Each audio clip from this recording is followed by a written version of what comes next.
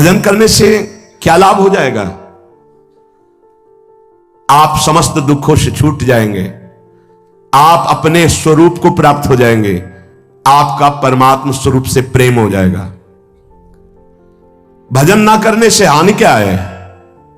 भजन ना करने से विषय आपको बांध लेंगे, पापाचरण खूब होने लगेगा, आपकी दुर्गति हो जाएगी, दुख, अशांति, चिंता, अवगुण और अभाव और दुखिया स्वभाव, ये सब भजन ना करने पर प्रकट हो जाते हैं। देखो बड़े दुखिया स्वभाव है पर रोते ही रहते हैं, दुख ये वो ऐसा विषय बांधे हुए हैं। महाराज पाप तो सबसे हो रहा है, फिर कहा गया पापवंत कर सहज स्वभाव भजन मोर ते भाव न काऊ। तो उससे भजन कैसे बनेगा जब पाप बन गया है? भैया ये लाला बहुत कृपालु है, प्रभु बहुत कृपालु है। यदि तुम भजन की सोचोगे कि अब मुझे भजन करना है तो पाप नष्ट होना शुरू हो जाएगा। ये बड़े कृपालु हैं। अपिचेत सुदुराचारो भजते माम अनन्य भाग साधुर्य समन्तव्य सम्यक व्यवसिता हिस्सा। महान दुराचारी भी सोच ले कि भगवान के सिवा मेरा कोई कल्याण नहीं कर सकता, बस मैं उसे महात्मा बना दूंगा। जिसने इस संसार को बनाया वो बड़ा कृपालु है, करुणामय है। चिंता न करो, यदि तुमसे पाप बन गए हैं, भूल हो गई है, तो प्रभु का नाम जपने की सोचो केवल, तो पाप नष्ट होना शुरू हो जाएंगे। और नाम जब शुरू किया तो वो अवश्य, पर ध्यान रहे बहुत बड़ा स्टॉक जमा है पाप का। ये थोड़े दिन नाम जप करके अगर देखोगे कि ना तो नाम में मीठापन लग रहा है, ना नाम हमको सुख प्रदान कर रहा है लौकिक, ना हृदय में शांति, जलन बढ़ती जा रही, चुपचाप बढ़ाते जाना, नाम बंद मत करना। वो शुरू है पाप नष्ट होना। पूरे पाप नष्ट होकर जब हृदय निर्मल होगा तो नाच पड़ोगे, बीच में मत रुक जाना।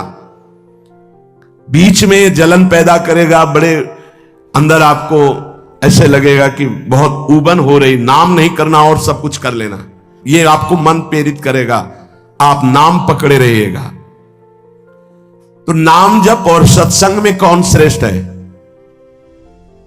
नाम जप में और सत्संग में कौन श्रेष्ठ है? भैया सत्संग से नाम जप में प्रीति होती है और नाम जप करने से सत्संग समझ में आने लगता है। दोनों एक दूसरे के पूरक हैं। साधन को हरि भजन है कै सत्संग सहाय। सत्संग से नाम जप में रुचि होती है और नाम जापक ही सत्संग के सही अर्थ को समझ पाता है, सही लाभ को ले पाता है। तो महाराज हमारा कहने का मतलब कि भजन में अधिक समय लगाना चाहिए कि सत्संग में? तो जो नया साधक है उसे अधिक समय सत्संग में देना चाहिए। बाणी पाठ, शास्त्र स्वाध्याय, सत्संग में बैठा, ये सब सत्संग के अंतर्गत आता है। और जो अनुरागात्मिका भाव को प्राप्त हो चुका है उसे थोड़ा समय सत्संग में और शेष समय एकांत में व्यतीत करना चाहिए, आंतरिक चिंतन। जैसे जब भाव का प्रादुर्भाव होता है तो फिर किसी शास्त्र के स्वाध्याय की रुचि नहीं रह जाती, क्योंकि निश्चय हो चुका है ना, लक्ष्य निश्चय हो चुका है, अब कुछ जानना है नहीं, बस अपने प्रीतम की लीला संबंधी, रूप संबंधी बातें, इसके बाद अब कुछ जानना नहीं, क्योंकि और कुछ पाना नहीं है और कुछ करना नहीं। अनुरागात्मिका भक्ति जब हृदय में बढ़ती है तो फिर इष्ट मिले और मन मिले, मिले भजन रस रीति, बस उससे चर्चा हुई और पूरा जीवन, पूरा समय एकांत चिंतन में, आंतरिक चिंतन में। शास्त्र और लोक व्यवहार ये सब अनुरागात्मिका भक्ति वाले को फिर आगे चलकर रुचते नहीं है, कुछ अच्छा नहीं लगता। अगर ये सत्संग न करना हो तो समय ही नहीं है ना, इसके लिए अंतर की वृत्ति को छोड़कर बाहर आना पड़ता है। कोई शास्त्र, कोई लोक व्यवहार, ये सब उसके अंदर नहीं रह जाता जो अनुरागात्मिका भक्ति का उपासक होता है। जो प्रेम लक्षणा भक्ति का उपासक होता है, विविध शास्त्रों का स्वाध्याय करना, विविध प्रकार की वार्ता सुनना, ये उसका स्वभाव नहीं होता, उससे मन हट जाता है। बस आराध्य देव की वार्ता, आराध्य देव की सेवा, आराध्य देव का मंत्र, आराध्य देव का चिंतन, समिट गया। बाबा भजन करने में ये संचित कर्म बहुत बाधा देते हैं। क्या ये बात सही है कि जैसे भजन में लगे तो कहो इतनी प्रतिकूलता आ जाए, इतना दुख आ जाए कि आपका भजन छूट जाए? हां, भजन करने में संचित कर्म बाधा पहुंचाते हैं, पर दृढ़ता यदि है तो बाधा कुछ बिगाड़ नहीं पाएगी, आगे बढ़ जाएगा, बाधाएं नष्ट हो जाएंगी। प्रायः यदि गुरु वचनों पर दृढ़ नहीं है तो फिसल जाएगा और बाधा गिरा देगी। पूर्व के पाप, पारिवारिक मोह, विषय भोगों की इच्छा, कहो ऐसा अपमान का वातावरण कि तुम्हारा उपहास हो तो लगेगा कब तक सहे, छोड़ो यार, वो बाधाएं उसे परास्त कर देंगी। बाबा कह रहे हां, भजन करने के लिए जब कोई कमर कसता है तो पूर्व संचित पाप बाधा डालते हैं, पर जिसका दृढ़ संकल्प हो गया है, पीछे कदम नहीं हटाना, इसमें ध्यान रखना, पीछे कदम नहीं हटाना। इतनी सीख ले लो, जितनी माला में पहुंचे उससे नीचे नहीं उतरना, जितना पाठ में पहुंच चुके उतना पाठ करना, जितना त्याग में पहुंच चुके उतना कदम मजबूत जमा लेना, पीछे मत हटना। हर बाधा आपको आगे बढ़ा देगी, पीछे नहीं हटाएगी। बाधा तो आएंगी, आती हैं, बड़े बड़ों के जीवन में आती हैं। देखो ना, राधा बाबा अनुष्ठान में बैठे तो पैर फिसला, टूट गया, अंग टूट गया। ये पूर्व संचित कर्म जो हैं, पाप कर्म, ये बड़े बड़ों को बाधा पहुंचाते हैं। बस दृढ़ता होनी चाहिए। संचित कर्म दृढ़ भाव वाले साधक के जीवन में कभी बाधा नहीं पहुंचा सकते। ये बातें पकड़नी चाहिए, नहीं प्रायः फिसलन हो जाती है। भजन करने वाले उपासक को इतना दृढ़ हो जाना चाहिए कि अब चाहे प्राण निकल जाए, अब मैं रुकूंगा नहीं, इस मार्ग को छोड़ूंगा नहीं, अब जो होगा देखा जाए, कोई बाधा नहीं परास्त करेगी। नहीं, कदम कदम पे बाधा आती, कदम कदम पे, क्योंकि पूर्व पाप बख्शेंगे थोड़ी आपको, वो तो आपको गिराना चाहेंगे। अगर भजन चल रहा है, नियम ले लिया, गुरु वाक्यों पर चल रहे हो, तो वो खुद नष्ट हो जाएंगे, क्योंकि असत कर्म है वो। ये सत है, सत को कोई काट नहीं सकता, सत को कोई गिरा नहीं सकता, पर बाधा आएगी। रुकना नहीं है, झुकना नहीं है, टूटना नहीं है, पक्का। ये रोज सत्संग में सुन रहे हैं, मानो आपको रोज वो युक्तियां मिल रही जिससे आप आगे बढ़े। इसमें दृढ़ता के लिए सबसे पहला सत्संग है, पर यह है कि कुसंग भी बहुत जोर का होता है। यद्यपि सत्य के आगे कुसंग क्या है, पर आपको परिणाम में अगर बताएं तो 10 साल का सत्संग और 10 दिन का कुसंग, इतना प्रभावशाली। तो आप कहेंगे फिर सत्य का इतना धीमे प्रभाव पड़ता है, इसलिए कि बहुत जन्मों से हमारी इंद्रियां सब कुसंग में राजी रही है। जैसे इस बिल्डिंग को बनाने के लिए कितने महीने लगे होंगे, लेकिन इसको गिराने के लिए दिन चाहिए, केवल 1 दिन, 2 दिन, 3 दिन, बनने में वर्ष लगे होंगे। ऐसे ही साधना की ऊंचाई पर चढ़ने में समय लगता है, सत्संग की बातों को जीवन में उतारने में समय लगता है, लेकिन भ्रष्ट होने में नहीं होता। 5 मिनट में भ्रष्ट हो जाओ। सत्संग, सद्विचार रहना, दूसरा दृढ़ता का जो बाधा तुम्हें गिरा नहीं पाएगी। अब साधक के अंदर असद विचार पाए जाते हैं। ओखली पे सर रख दिया तो छूट गया, क्या गिनना। जब प्रभु के लिए जीवन अनंत जन्मों से भटक रहे हो, इसी में भटक रहे हो, बस समझ लो ये बाधा आई है तुम्हारे जीवन को बर्बाद करने के लिए। अगर लक्ष्मण रेखा से बाहर निकल गए तो मिट्टी में मिला देगी ये माया, मान लो प्रार्थना। अगर आप लक्ष्मण रेखा के अंतर्गत रहे, आज्ञा के अंतर्गत, तो बाधा तुम्हें परास्त नहीं कर पाएगी। नहीं तो जो दुर्गति का केंद्र है, आगे देख लेना, पर आप कह नहीं पाओगे, वो अंदर की मार होती है माया की। भजन करने वाले को संचित कर्म बाधा पहुंचाने के लिए आते हैं, पर बचा जा सकता है इसी से, सत्संग और सद्विचार।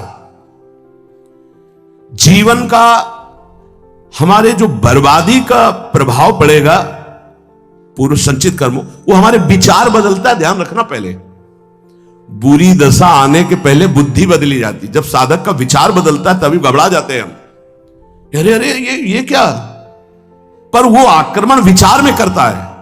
कर्म पहले विचार को बदलता है। यहां कह रहे सत्संग और सद्विचार, तुम्हारे अंदर असद विचार आने ना पावे। हे, कौन से मन से तुमने हां कहा, कौन से मन से तुमने भगवत मार्ग में उत्साह बनाया, कौन से मन से तुमने संसार से बैराग लिया। अब उस मन को क्यों भूल गए, दूसरा मन कैसे आ गया। मतलब पूर्व संचित पाप कर्म तुम्हें गिरा रहा है और तुम गिर रहे हो जानबूझ करके, पर हाथ नहीं पकड़ोगे तो गिर जाओगे। हाथ पकड़ाने का मतलब कि मेरे मन में तो आ रहा है कि मैं ऐसा कर लूं, पर आपकी क्या आज्ञा है। बिल्कुल अवसर नहीं देता साधक, आपकी क्या इच्छा है अवसर नहीं देता। सीधे बात, मैं ये नहीं करूंगा, मैं ये ऐसे मैं तब हंसी आती है। अय पुरुष संचित कर्म, तू मेरे से बलवान निकल गया, जा घसीट ले जा, अब क्या कर सकता हूं। मेरी कबड्डी के खेल में आउट हो गया है, नहीं पकड़ पाऊंगा। अगर उपासना में आपका प्रवेश है तो एक प्रार्थना मान लीजिए हमारी। आपका मन कह रहा है कि मैं खाऊंगा, मैं भोगूंगा, मैं देखूंगा, मैं ऐसे चलूंगा, मैं ऐसा, तो आप छूट दे दो गुरु को और इष्ट को कि प्रभु, एक बहुत बड़ी महान वक्ता हुई राबिया जी, ऐसा उनका, उन्होंने कहा था कि प्रभु यदि मैं स्वर्ग मांगू तो नरक भेज देना, जो मैं मांगू मेरी बात कभी पूरी ना करना। क्या, तो हम कम से कम इतनी तो गुरु को इष्ट को जगह दे दें। महाराज मेरा मन कह रहा है कि मैं भोगों में जाऊं, मेरा मन कह रहा है संसार में जाऊं, मेरा मन कह रहा है मैं ये नहीं कर पाऊंगा। आपकी क्या अनुमति है, आपका क्या स्वरूप है, आप क्या आज्ञा करते हैं, इतना तो जगह रखो। आप तो जगह ही नहीं रखते, पूरी लाइन क्लियर कर देते हैं, कोई अधिकार ही नहीं देते। नहीं, मैं ऐसा नहीं करूंगा, मैं ये नहीं कर पाऊंगा, तुम कुछ भी नहीं करने लायक हो। जिनकी कृपा से तुम कर रहे थे वही कृपा तुम्हें आए हुए इस भारी आक्रमण से बचा लेगी, और आगे चलकर तुम्हें खुद रोना आएगा कि बचा लिया मुझे, नहीं तो आंधी आई थी और मुझे गिरा देती। भजन से हर संचित बाधाएं भस्म हो जाएंगी, ध्यान रखना। भजन करने वाले पर संचित कर्म बाधा डालेंगे, पर सत्संग और सद्विचार और भजन की दृढ़ता हर कर्म को भस्म कर देगी, हर बाधा को भस्म कर देगी। तुम्हारे जीवन में यदि किसी संत का संयोग है तो उसकी आज्ञा से जितनी जल्दी तुम्हारी इन बाधाओं का नाश होगा, उतनी जल्दी तुम्हारी साधना से नहीं होगा। इसलिए भक्तों के संग की बड़ी महिमा बताई गई है। यहां तक कि भगवान से भी बढ़कर भक्तों की संग की महिमा बताई गई। मोरे मन प्रभुवश विश्वासा, राम ते अधिक राम कर दासा। ये मान लो, ये जीवन बहुत ऊंचाई पर चढ़ाना है, आप अकेले नहीं चढ़ पाओगे। आप हाथ दीजिए और साथ चढ़ जाओ। तो बोले एक दो को चढ़ा दोगे, यहां तो हजारों कैसे चढ़ोगे। तो हमारे प्रभु का अब वेद नहीं पढ़े इसलिए नहीं जानते। सहस्त्र शीर खा पुरुखा, सहस्राक्षा सहस्त्रपाद। वो अनंत हाथों वाला है, अनंत भुजाओं वाला, अनंत पाद वाला, अनंत नेत्र वाला, विश्वतः चक्षुर, वो विश्व नेत्र वाला है। अरे वो तुम्हें ऐसे गोद में लेकर पहुंचा देगा, तुम्हें चढ़ने नहीं पड़ेगा। उसकी करुणा दृष्टि हो जाए तो लूला लंगड़ा सुमेर पर्वत को पार कर जाए। मूकम करोति वाचालम पंगुम लंघयते गिरिम। इस अध्यात्म की चढ़ाई के लिए हम सबकी टांगे टूटी हुई है, तो हमको उठा के ले चलते हैं गुरुदेव। हमें हरि उठा के ले चल रहे हैं। पहाड़ लंघवा दिया, ये काम क्रोध लोभ मोह मद मत्सर, ये बड़े बड़े पहाड़ हैं, इसे लंघवा दिया। मुंह को होई वाचाल पंगु चढ़े गिरिवर गहन।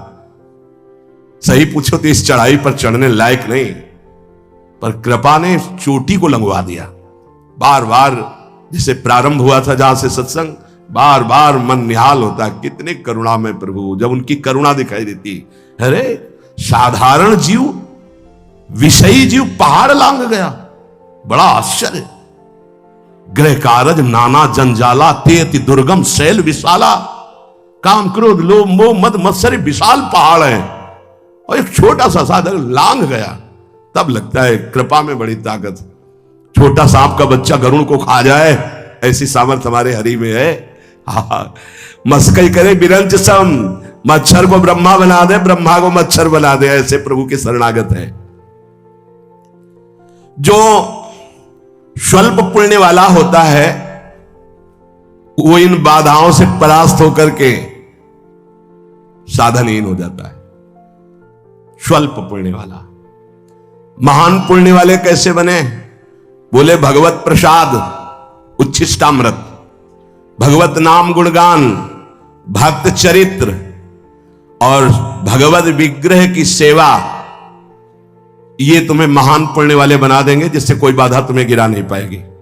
फिर ध्यान दीजिए, स्वल्प पुण्य वालों को ये संचित कर्म बाधा पहुंचाकर भजन से विमुख कर देते हैं। तो हम अपने पुण्यों को कैसे बढ़ाएं? तो बोले भगवत प्रसाद पाओ, उच्छिष्ट, संतों की जूठन, प्रभु की जूठन, गुरुदेव की जूठन, जूठन ले पाइए, आदेश में सेवक जी महाराज करें। ऐसे जो नाम गुण रूप लीला धाम में रमण करते हैं, उनकी अगर हमें प्रसादी मिल जाए तो हमारे सारे पाप नष्ट हो, हमारा सुकृत बढ़े।